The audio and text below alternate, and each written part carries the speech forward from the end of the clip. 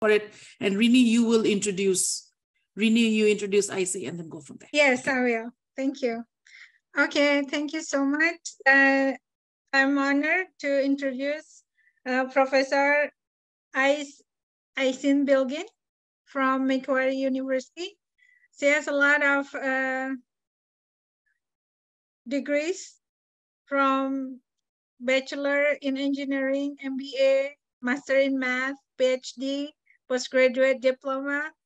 I know it is higher education and MHE, LNM, but I'm not sure because it is like Australian type of degree that I don't really familiar with. Dr. Bilgin is an associate professor in the School of Mathematical and Physical Science of Macquarie University. I met her in Macquarie University last month. It is a very great experience. She is the past president of the International Association for Statistical Education. This is one organization is very dear to me, and an elected member of the International Statistical Institute, ISI. Her research explores application in statistics in health science and learning and teaching in statistics. She is an academic who uses her statistical knowledge to improve health and well-being, as well as improving learning and teaching of statistics. This was a recipient of several learning and teaching awards for outstanding contributions to student learning, such as an Australian Learning and Teaching Council, citation for outstanding contribution to student learning, a Macquarie University VC citation, and also a TEM Award, Community Engagement, highly commended, Higher Education Excellence Award for Interdepartmental Collaboration on Capstone Unit for BSc at Macquarie University. So her pedagogical research interests are focused on statistic education, such as learning approach in statistics, work integrated learning in statistics, impact of learning of spaces to student learning. She was awarded excellence in research, 5 futures shaping priorities, healthy people, oh my God, by Macquarie University. And she was a member of research team, which were the finalists of the Eureka Prize in 2017. Very impressive, Dr. Bilgin. I'm so proud that I could introduce you. So time and place is for you now. Thank you. Thank you very much. Let me share my screen and hopefully you can see everything. Can you see my screen? Because I lost you now. Hang on a second. Okay. Yes, all right. We can see your screen. Do you see my presentation? Not. It says next slide. Do you see next slide as well? No. No. Good. I don't want you to see the next slide yet. Oh, okay. Okay. Hi, everyone. When people talk about me or when I have to write some application for something, it feels like I'm impressive, but I'm just an average person. I'm just like everyone else. So I'm really happy to be here. I'm really happy that I have been invited to present in this session. And as Rini said, and my colleague Saliha Habibullah was also the initiator for my session as well. I've known her, I don't know how long, more than a decade or so. And I thought, okay, what do I do? What should I talk about? And I didn't want to impress you with mathematical formulas or research projects or anything like that, because I thought there might be some sessions like that. And it's about women, it's about success, it's about celebrating. So I thought I will share my experiences. And to start with, I'd like to tell you who am I. Rini told a lot about me, but I claim that I'm an outlier and I'm statistically significant outlier, I may say. I'm the first person in my family to ever go to university. My uncle finished university after I finished my master's, I think. And I'm the first person to obtain a PhD. And as you can see, I didn't have a role model in my family who I could follow. And I was the only girl out of 45 students in my engineering degree. Because I did Bachelor of Petroleum Engineering, there were no girls, it was only me. And I'm the only female member of my department who is an elected member of ISI, International Statistics Institute. And I'm an associate professor with a non-English speaking background. I wasn't born in Australia. I came to Australia after I had my bachelor's and master's degree. So I'm not native to here. And if you ever send me an email and get an email reply back from me, that you would notice in my email address, I write A square, B square, because I have a middle name starts with A and my husband's surname starts with B. I used to be A square B. After I got married, now I'm A square, B square. And I happen to achieve C square as well because I have 2 children. So I can claim that they are C square. And graphically, I'd like to show you that I'm an outlier. I'm out there and you can be too. Don't be one of the crowd. Make sure that you are an outlier. If you don't believe me, here is the picture of my year at the University of Petroleum Engineering. And I was the only girl. And of course, you can see I was very young. Ages ago, it feels like 3-4 decades ago. So I was there. And from there, I moved into a really complicated world. Being a drilling engineer was good, but it was threatening in a sense because I was the only girl. And when I went on the field as a responsible engineer, I was only 21 when I started working. And the foremen were older than my dad. They always questioned me. So I thought, okay, instead of fighting them, let's do something else. And my story took me to where I am now. I'm not going to give you that story, but if you are interested, you can come to ISI webinar next month. That's where I'm going to tell my story from bachelor's degree to how I get where I got. So that's a different story. But right now, we do research, we do work, and there's so much unknowns along the way. I put specifically work so that there's possibility some of our participants are not in the academia, but from other places maybe.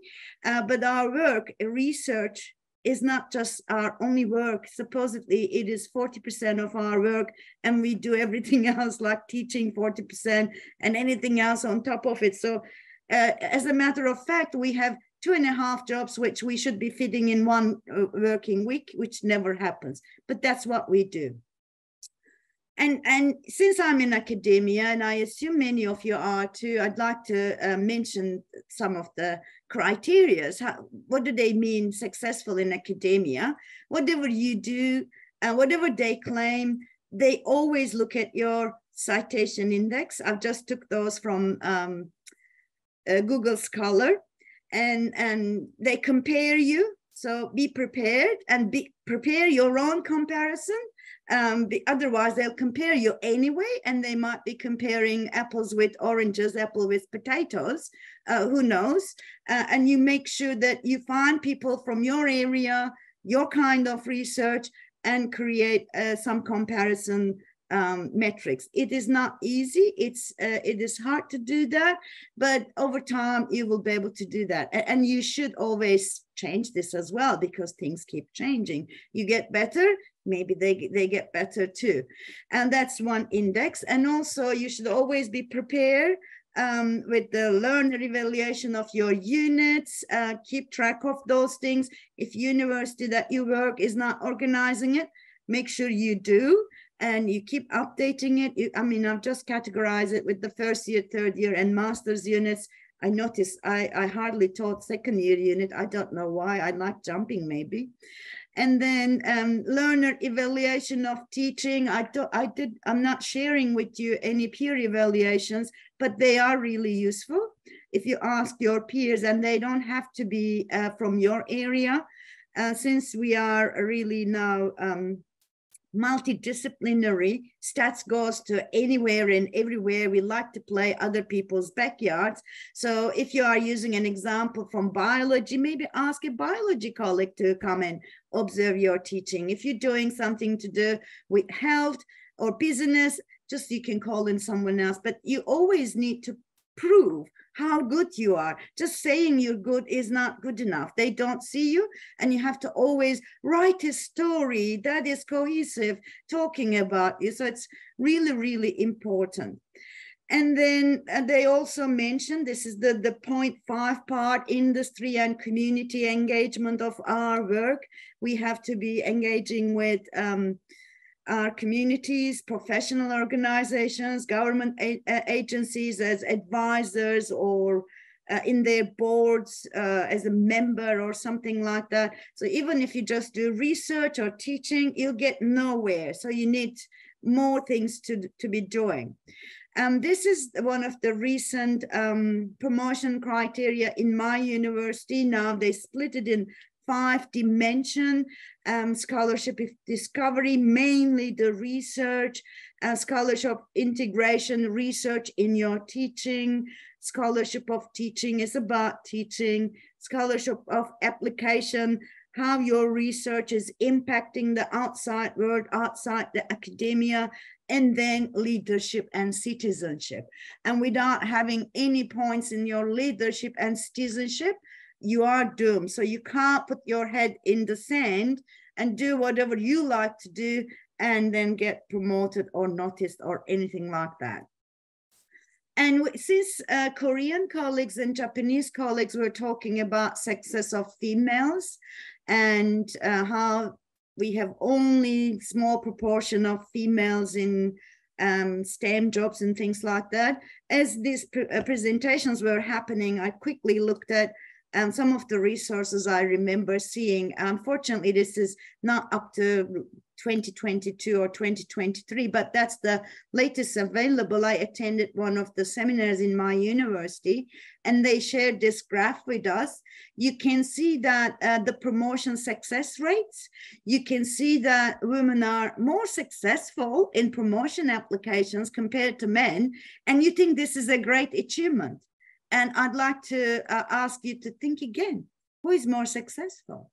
I mean, the woman is more successful percentage-wise because they wait absolutely long time. When they apply to be promoted from level B in my university to level C, that's the higher level, they are actually performing maybe at level D, but they always find something wrong with them and they don't apply. So when they apply, they are many years overdue to apply. That's why it looks like they are more successful. I couldn't see the number of applicants compared to number of all staff at that level or anything like that. But we are waiting too long because we are our own enemy. We criticize ourselves a lot. And we have imposter syndrome like everyone else. I don't know why men is not having imposter syndrome.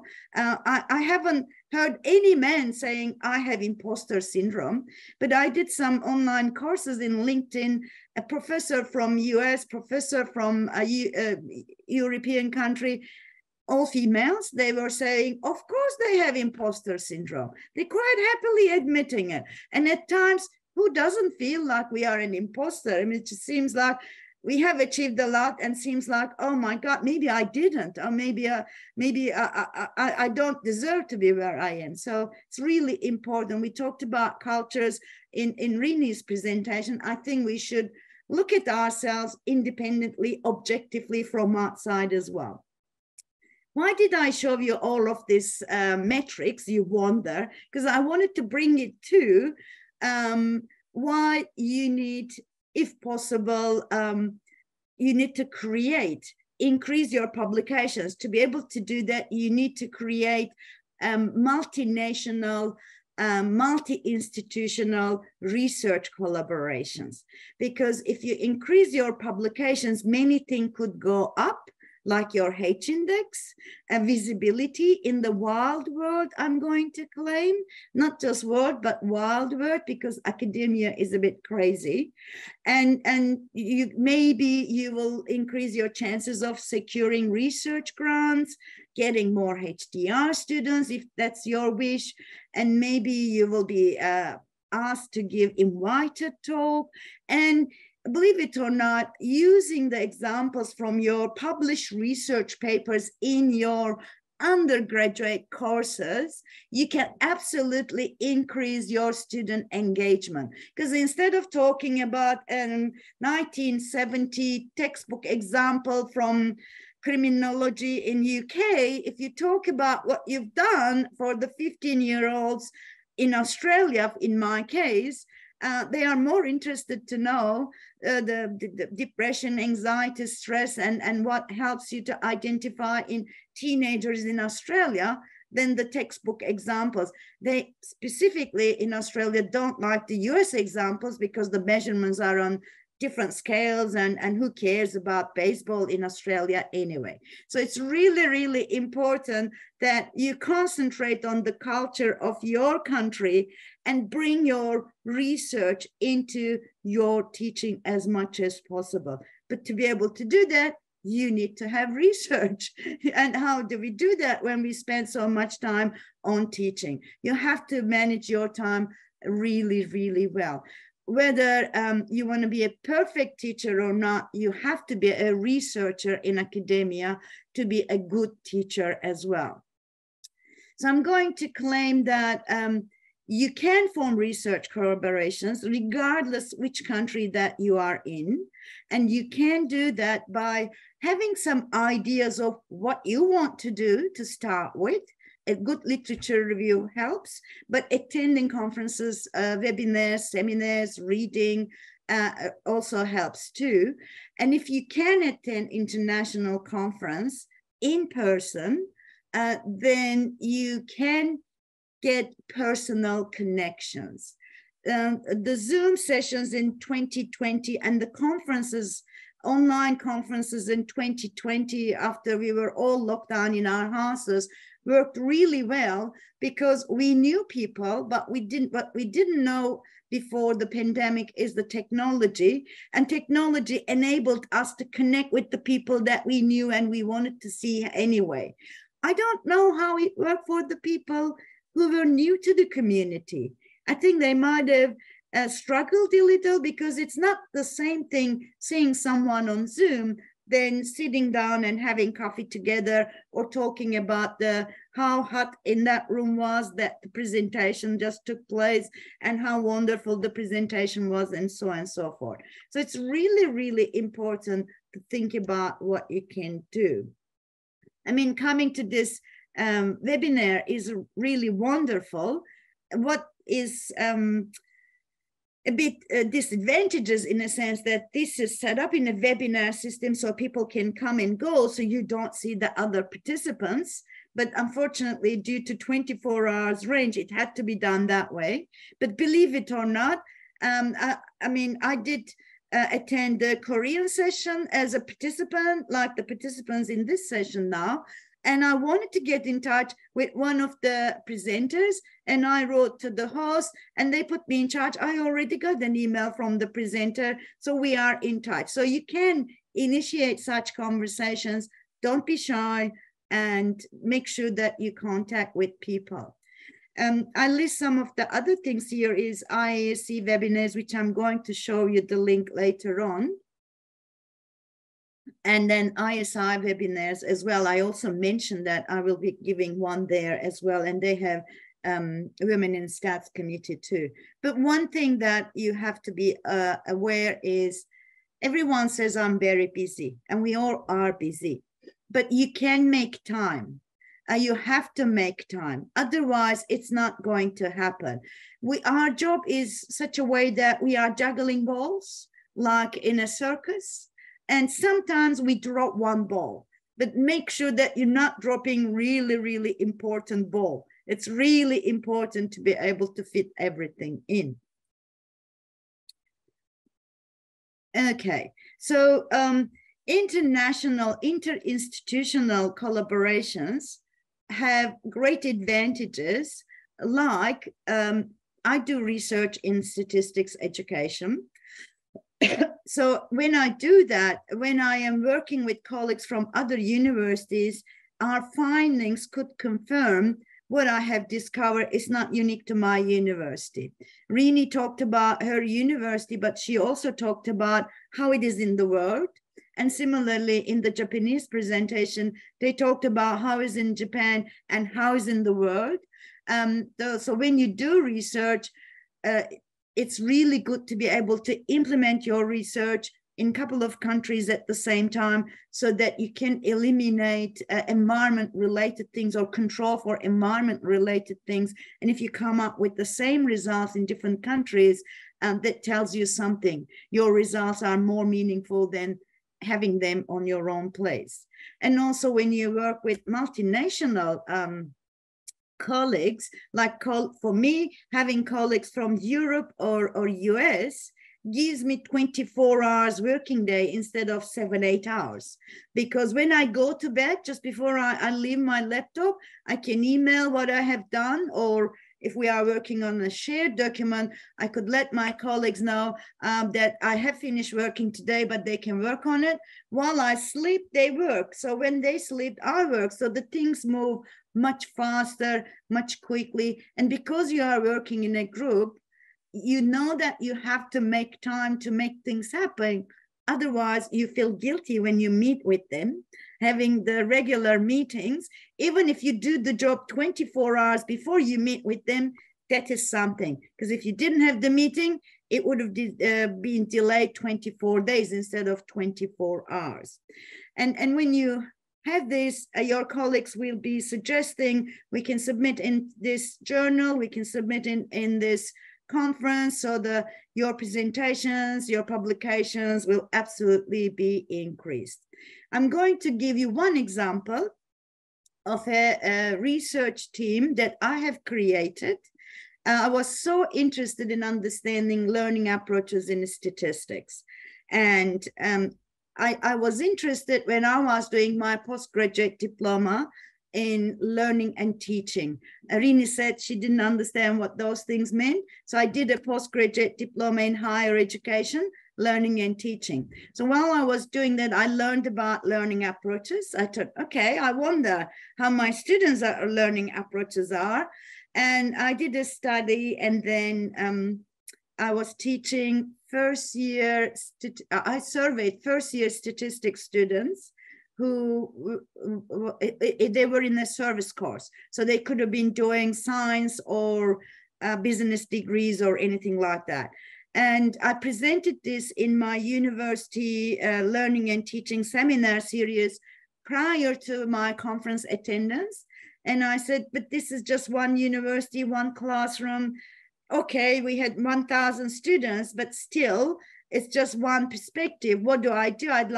I'm not sure that's can be generalized. They suggested, since you're going to conference, why don't you talk to people over there?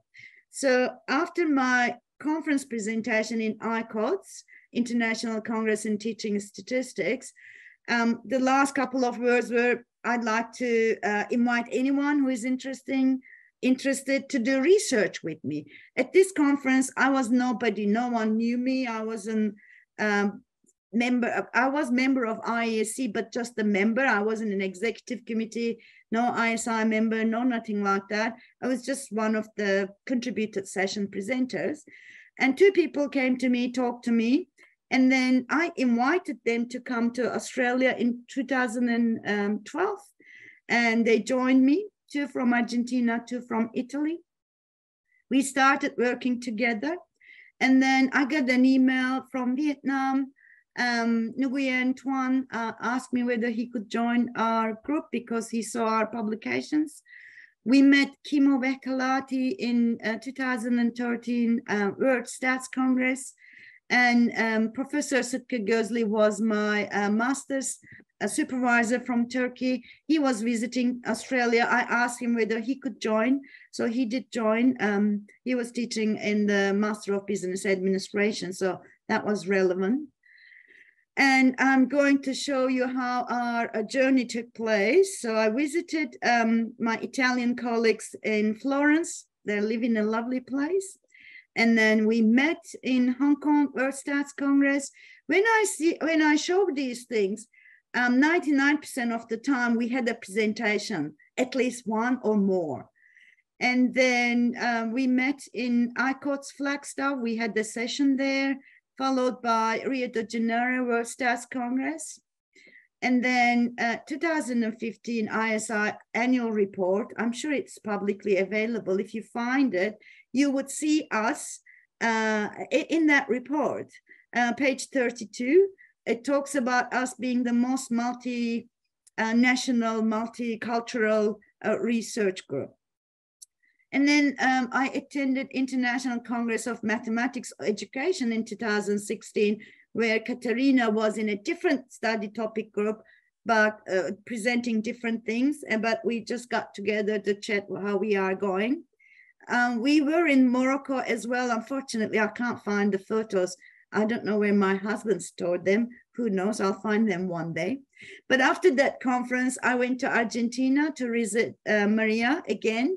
And she took me to their Argentinian conference, Inter-American Statistical Congress, and they invited me to give a talk about capstone units. So because I do teach a capstone unit, so I did talk about that. And I felt so sorry there that I didn't speak Spanish. So the last 2 years, I've been learning Spanish. Next time I go, hopefully I'll be able to say something, even if I can't present the session in Spanish. And then followed with Malaysia. Again, we presented different things there, but we were able to attend World Stats Congress and discuss. This is the last time I had a personal touch with any colleague when I went to ICOT's 11 Rosario last year. Maria retired. She's only doing some teaching, not doing research anymore, but she put me in touch with one of her colleagues, which I am in the process of creating a new collaboration. We are designing the study to be undertaken in different countries, this time not learning approaches, but with a different twist and different people and things like that. And looking at all these pictures, you think research collaboration is all about traveling and enjoying yourself. Think again, it's not true. It's a lot of work went into it to make sure that things are happening. So these are our publications. Some of them are conference papers, some of them are journal papers. We had a book chapter as well. And we did try to apply for grants, but all of our attempts were unsuccessful. How did we feel about it? Rotten, really bad. But what did we do? We just got up and walked because what can you do? You can't kill yourself just because you didn't get the grant. We tried and it didn't eventuate. But like every relationship, the collaborations start really enthusiastic. You go for a while and then that comes to an ending. There is an end to it. Just consider it as rolling down, like skiing from top of the mountain until the skirts of the mountain. So you need to climb again, maybe take the lift and go up so that you can climb down again. So I'm just working on my existing health-related collaborators, but I'm also developing new collaborations in stats education. I'm looking at the time. I think I'm just on time. So this part of the presentations ends here. I'm quite happy to answer any questions if anyone has any questions. If not, I'm going to ask questions to participants. I'm warning you. Does anyone have any questions? No? No, I can't see any. Okay. What do we do? Why don't you have any? Actually, want to ask question if it is possible. Go ahead. Yeah. I have a certain experience with getting grants, but my question is, how do you maintain the the harmony in your research collaborations, because many people has different views, and then you have different personalities, and you have also different idealism. In my case, I have a very strong bond with one of my grant project, but I also have a very harsh relationship with my other grant projects. And I feel like in your explanation, it seems like you maintain a good relationship with everyone. How do you do that? I mean, I only had problems once where we collaborated together with 6 colleagues or so. We got a grant, and 2 of them spent the money. Yes, they needed to spend it on the survey and whatever. We didn't even look where they spent the money. And then when we had the data, 2 of us analyzed the data. I did it quantitatively. My other colleague did qualitatively. Then we sent the written paper to our colleagues who were in the grant. And we said, could you please provide us feedback and add your points? And as the authors, are we going to submit it to this journal? We've done it together, so we should publish it together. We spent hours and hours understanding the data, writing the paper. Between emails forward and backwards, it took us 1 year. And what was happening is the colleagues who were together at the beginning, they wrote comments like, you should expand this section, or why don't you consider this article, blah, as if giving feedback to a student to write the thesis or something else. And I provided an email. I wrote them and said, wonderful ideas. Why don't you do it? Because you are one of the co-authors. We've done the hard work. If you want it to be extended, just do it so we have a look at it. Waited 3 more months, nothing was happening. And then I had to make a decision. I looked through all the ethics in publications, ethics in research and everything. Then I informed the 4 colleagues that we will submit the paper as 2 authors because we did all the work. They've done nothing at that part, but we will acknowledge them. We got the grant together. We had the idea together. We designed the study together, but they didn't write the paper. So we submitted it. One of them, the one that we excluded, was really furious, complaining that that wasn't ethical. The other 3 said that was just fair because we didn't do the job. I mean, yes, we got the grant and we spent the money what it needed to be spent, but we didn't write the paper. So, I mean, sometimes wait, and then I had to chop it. Otherwise, the paper was going to go to nothing. And all this time we spent writing the paper was going to be nothing. It's not easy, but the relationships are hard. You just have to write it, and then when it finishes, never work with that person again. So that's the solution, if possible. Okay. Thank you. You're welcome. Thanks. Thank you. You're welcome.